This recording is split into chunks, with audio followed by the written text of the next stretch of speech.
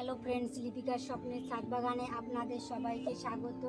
বন্ধুরা, আজকে আমি দেখাবো এই অ্যামারিলিস লিলিটা আমি রিপোর্টিং করে দেখাবো, আর কোন মাটিতে রিপোর্টিং করি সেটা আপনাদের সামনে আমি তুলে ধরবো। আসুন, অ্যামারিলিস লিলিটা আমার এই পাত্রে ছিল, এই পাত্রটা আমার ভেঙে গেছে।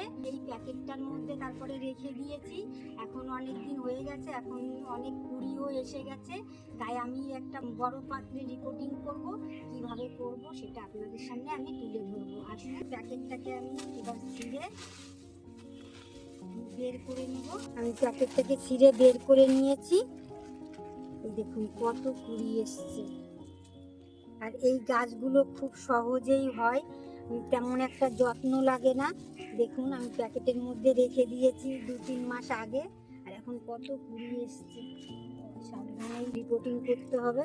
আমি দড়িটা দিয়ে একটু ভালো করে বেঁধে নেব, না হলে এইগুলো ভেঙে যেতে পারে।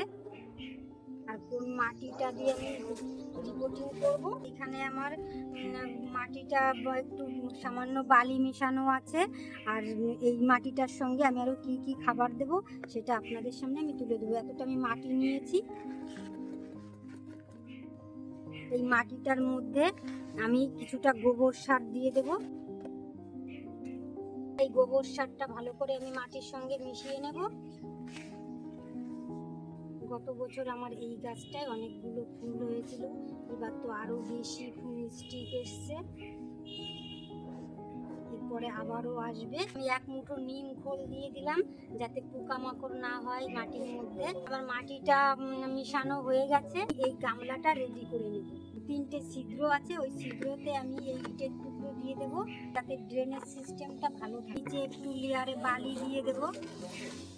বালি দিয়ে দিলে তাহলে জল চলাচলটা করতেও সুবিধা হবে। করে কিছুটা আমি পাতাটা দিয়ে দিলাম। এবার আমি কিছুটা মাটি দিয়ে দিচ্ছি, চেপে চেপে দেব। আর এখানে যে আমার মিক্সার তৈরি নিজের হাতে, সেই মিক্সারটা আমি কিছুটা আবার দিয়ে দেবো এর উপরে। আমার এই মাটিটার মধ্যে মিক্সার মিশানো নেই, তাই আমি মিক্সারটা কিছুটা দিয়ে দিলাম। এই দেখুন কত স্টিক এসছে, এখানে অনেক গাছ। এই গামলার মধ্যে 3-4টে বসালেও হয়, আর আমার এখানে অনেকগুলোই আছে। আবার গতবার এত ছিল না, এখন আবার অনেক চারা বেরিয়েছে। এবার আমি মাটিটা সাবধানে দিয়ে দেব। আগে আমি এইগুলো একটু পরিষ্কার করে নিই পাতাগুলো।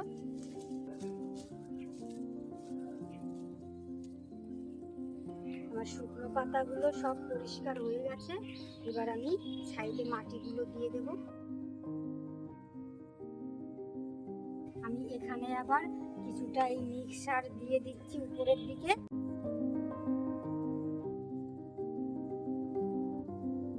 পুরো মাটিটা আমি গাছের গোড়ায় ঢেলে দিচ্ছি।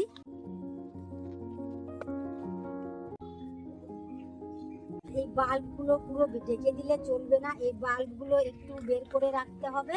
আর এরকম করে আমি মাটি দিয়ে চাপা দিয়ে দিলাম। আর এই দেখুন কতগুলো স্টিক হয়েছে, 1 2 3 4 5 6, 6টা স্টিক হয়েছে। আরও বেরোবে স্টিক, সেই গুলো এখনো মানে সময়ও আছে স্টিক বেরোনোর। আমি এখানে এটা একটু জল দিয়ে দেবো এখন গাছের গোড়ায়, দিয়ে একটু ছাওয়াযুক্ত স্থানে রেখে দেবো। আমি এখন এটা জল দিয়ে দিচ্ছি। আর এই ফুলের কি কালার হবে সেটা আপনাদের সামনে আমি পরে শেয়ার করব। তো আমার এই অ্যামারিলিস লিলিটা মাটি তৈরি করে আমি প্রতিস্থাপন করলাম। আর আমার এই ভিডিওটি যদি আপনাদের ভালো লাগে তাহলে লাইক কমেন্ট শেয়ার করবেন। ফেসবুকে দেখে থাকলে ফলো করবেন, আর ইউটিউবে দেখে থাকলে সাবস্ক্রাইব করবেন, যাতে নতুন নতুন ভিডিও আপলোড হলে আপনাদের সামনে পৌঁছে যায়।